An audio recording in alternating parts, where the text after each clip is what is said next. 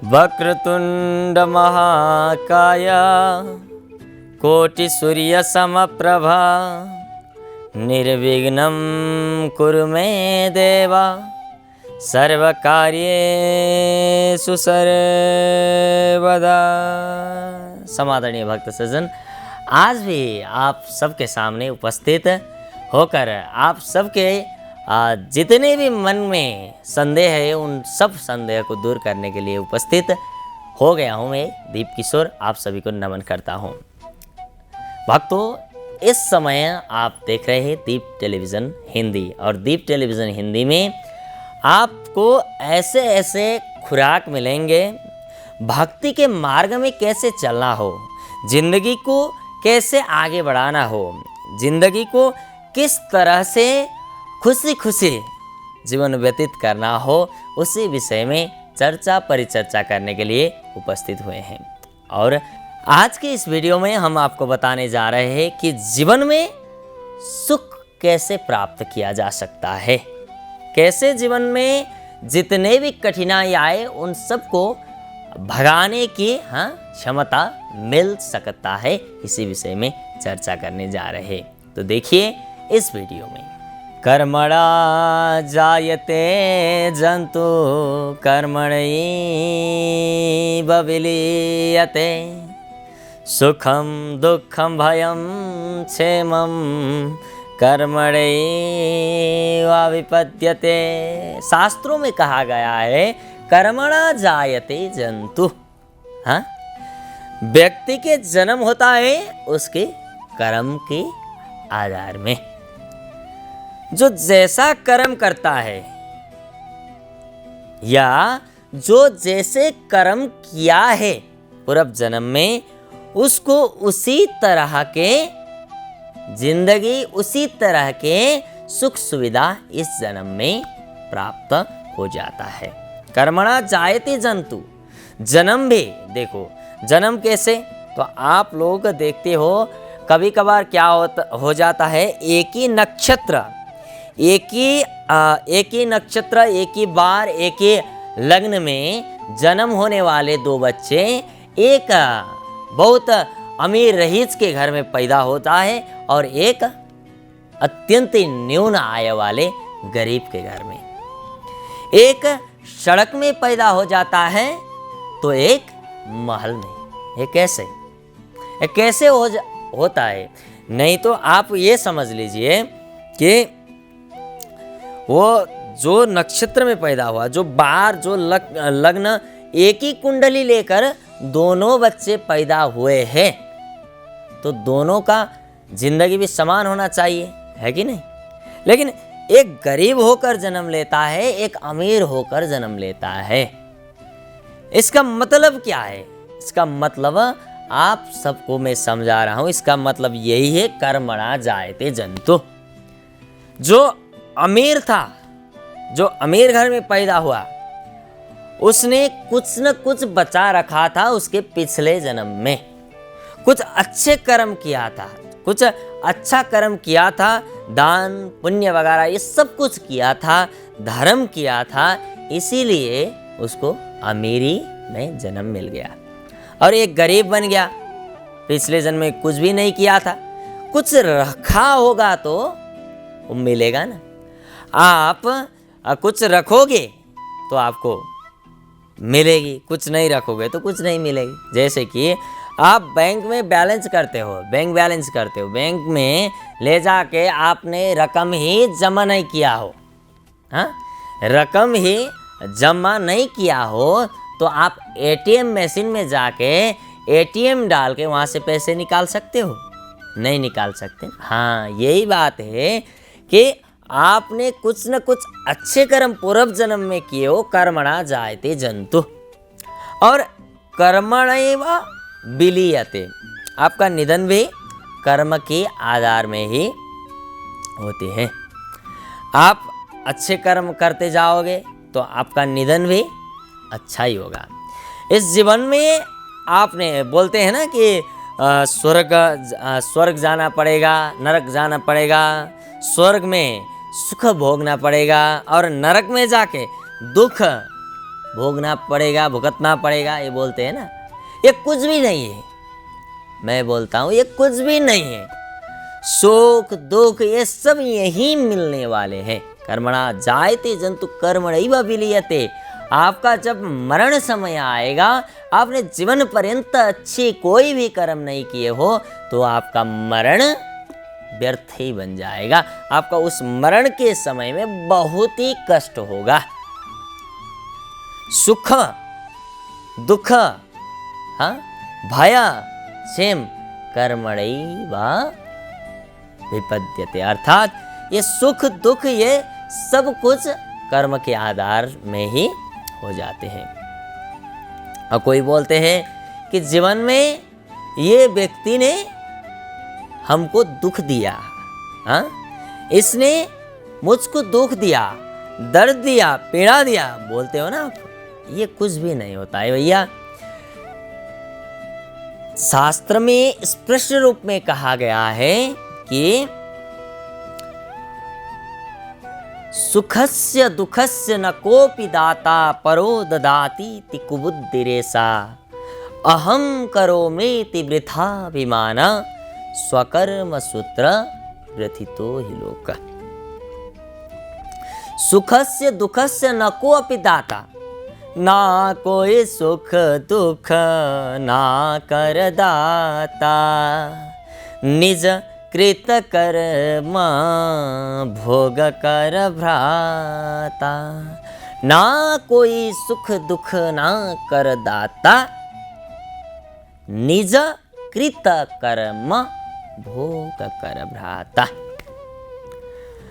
ना आपको कोई दुख दे रहा है, ना कोई आपको सुख दे रहा है।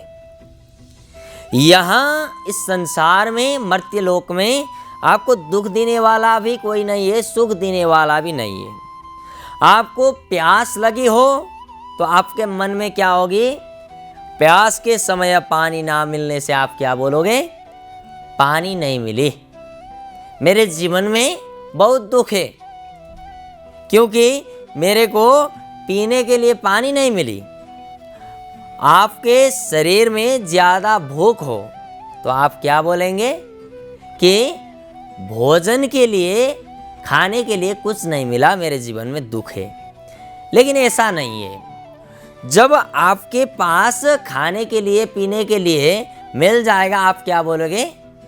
सुख मिल गया। अभी 5 मिनट पहले आप बोल रहे थे कि आपके जीवन में दुख है क्योंकि भोजन नहीं है, पानी नहीं है। अब 5 मिनट बाद आपको भोजन भी मिल गया, पानी भी मिल गया, आप बोलोगे क्या? मेरे जीवन में सुख है। ये क्षणिक सुख है, क्षणिक दुख है। इसीलिए ना कोई सुख दुख, कोई किसी को दुख नहीं देता, कोई किसी को सुख नहीं देता। निज कृत कर्म भोग कर भ्राता।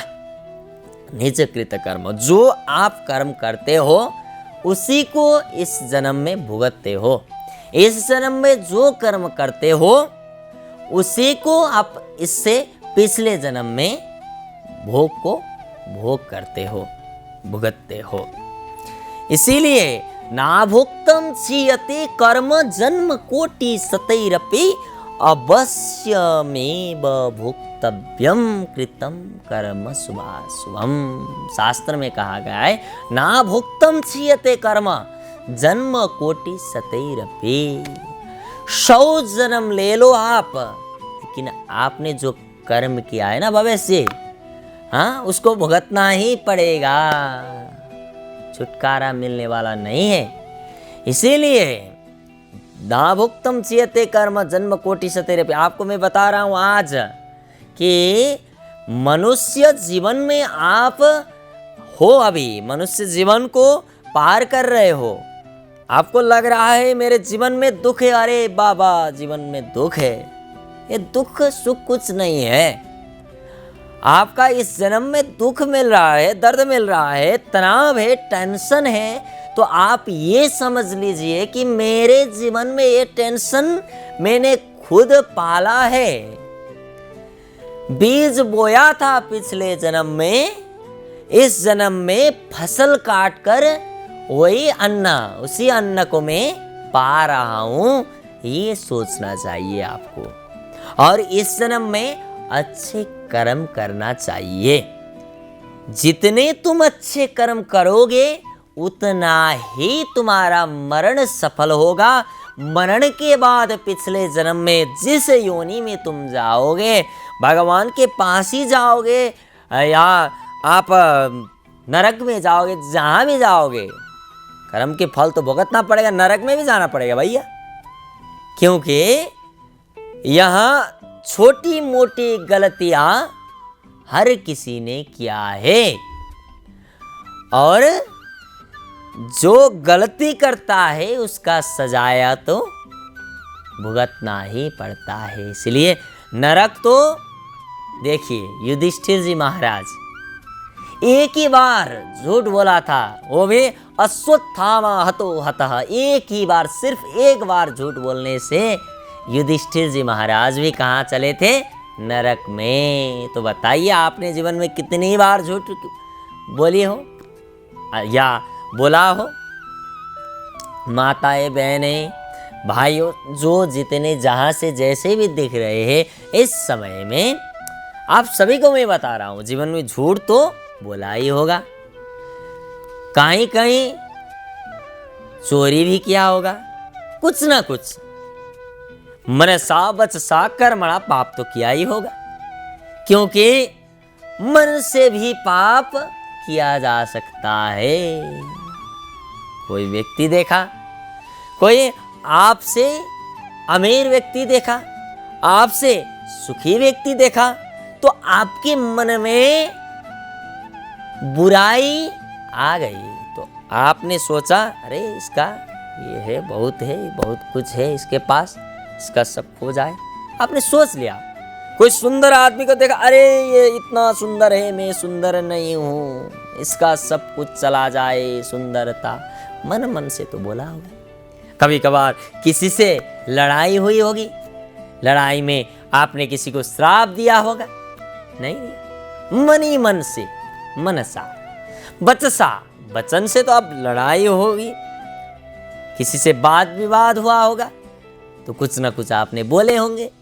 वचसा, वचन से भी पाप, कर्म से, अब कर्म से पाप तो भैया चलते वक्त, खाते वक्त, चलते वक्त चींटी को भी आपने मारा होगा, मच्छर को भी आपने मारा होगा, चूहे बिल्ली को भी आपने मारा होगा, नहीं तो जान अनजान खेती करते वक्त कितने कीड़े मकोड़े को भी आपने मसल दिया होगा उसी खेत में, तो वहाँ से भी पाप हो सकता है। कर्म मनसा वचसा कर्म, इसीलिए नरक तो हर किसी को जाना है।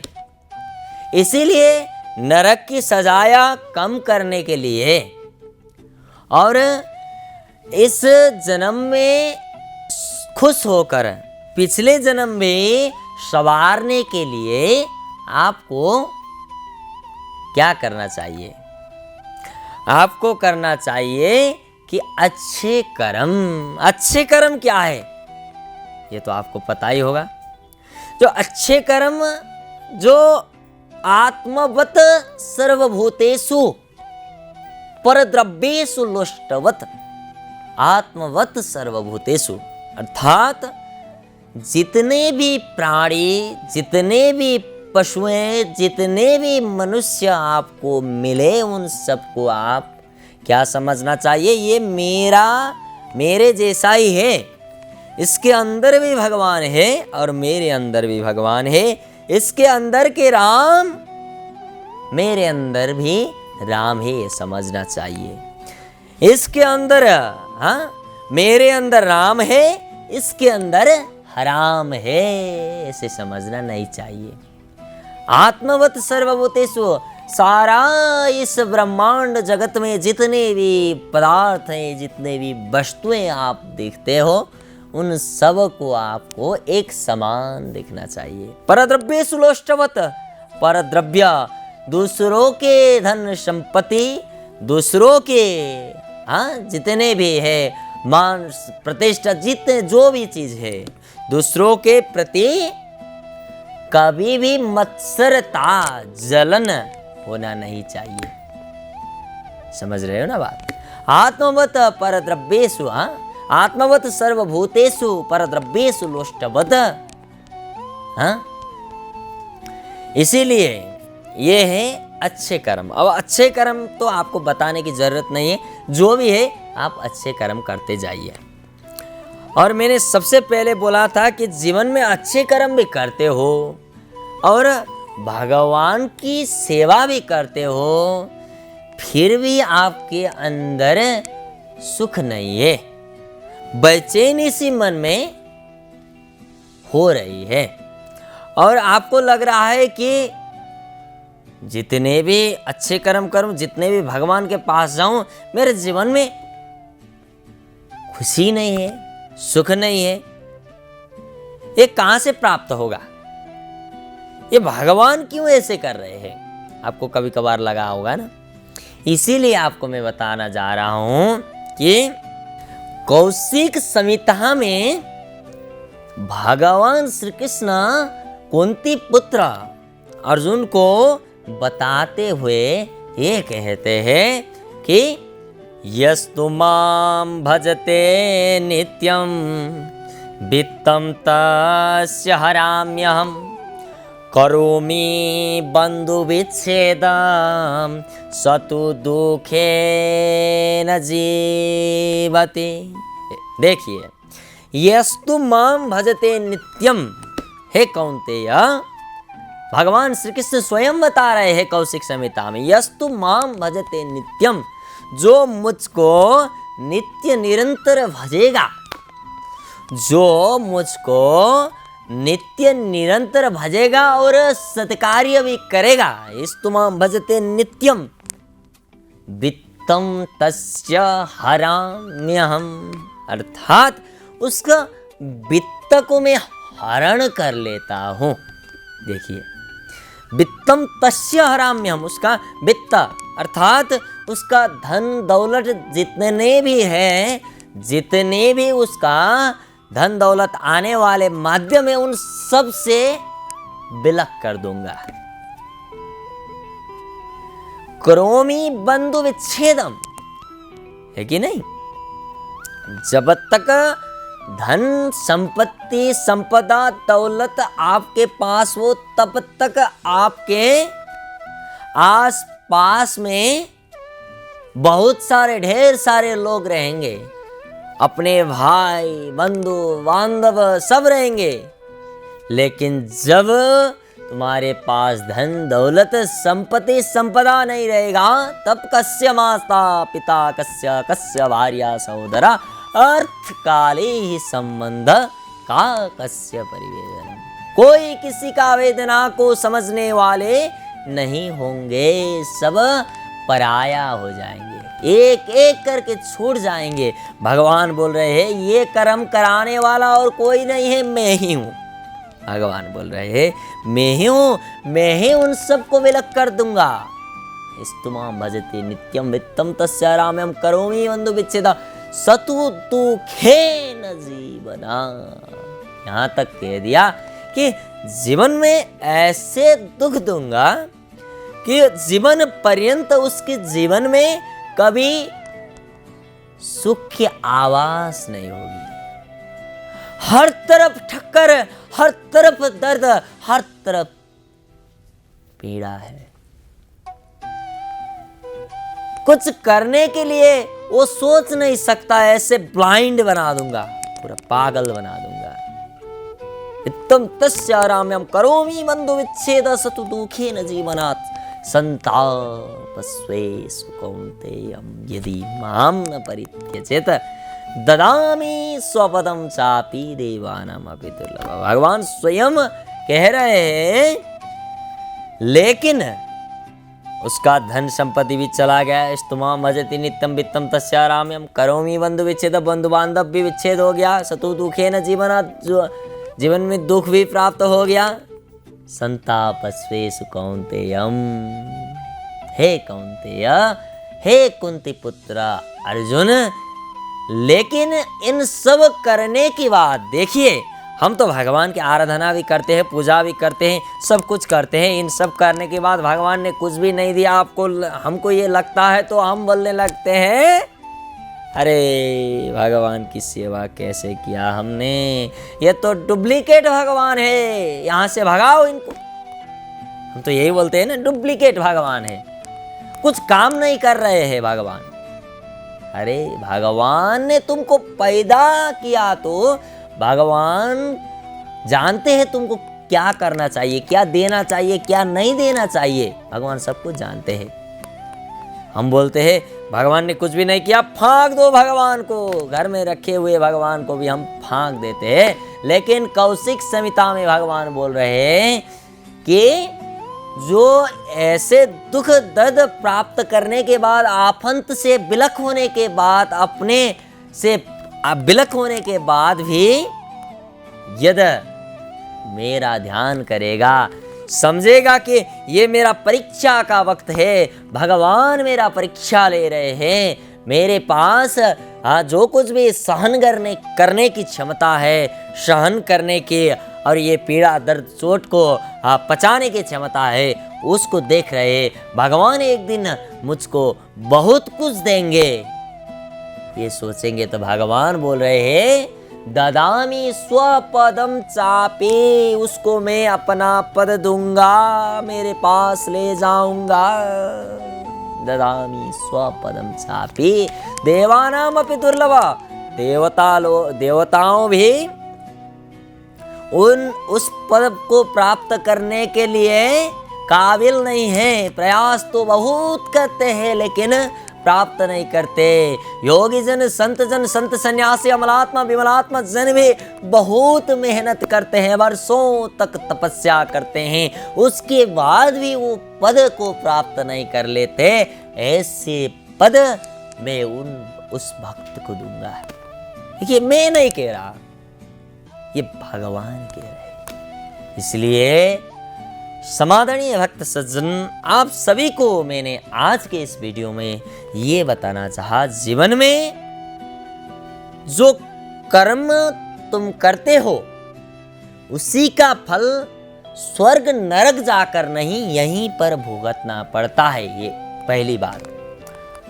और दूसरी बात, कर्मणा जायते जंतु, मैंने बताया था कर्म से ही कोई व्यक्ति पैदा होता है और विलीन भी कर्म से ही, सुख दुख भय क्षेम भी कर्म के माध्यम से ही प्राप्त हो जाता है। और तीसरी बात आपको ये बताया, जीवन में मनसा वचसा कर्मणा, मन से, वचन से, कर्म से हरेक माध्यम से पाप हो सकता है। इसलिए सजग रहिए, अच्छे कर्म करते रहिए, और बाद में पछताने से क्या फायदा।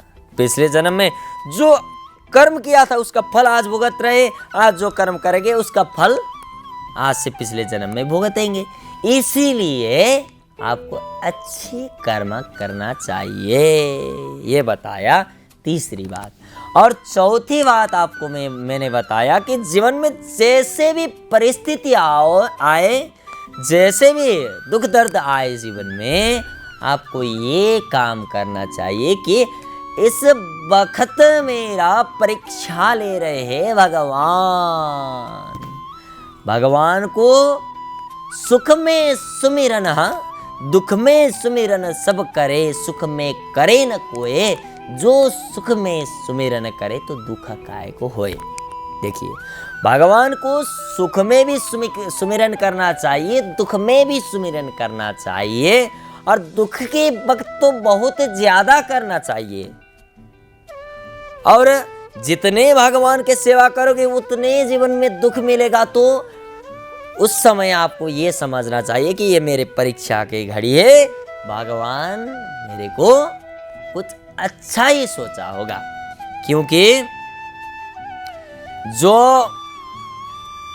ठक्कर पाए हुए, ठक्कर खाए हुए पत्थर होता है, उसी को मूर्ति कहा जाता है, भगवान कहा जाता है। इसलिए मैंने जीवन में ठक्कर खा रहा हूं तो इसका मतलब मैं भी भगवान होने वाला हूँ। ये बात को समझना चाहिए। आज के इस वीडियो में आपको इन्हीं 4 बात मैंने प्रस्तुत किया।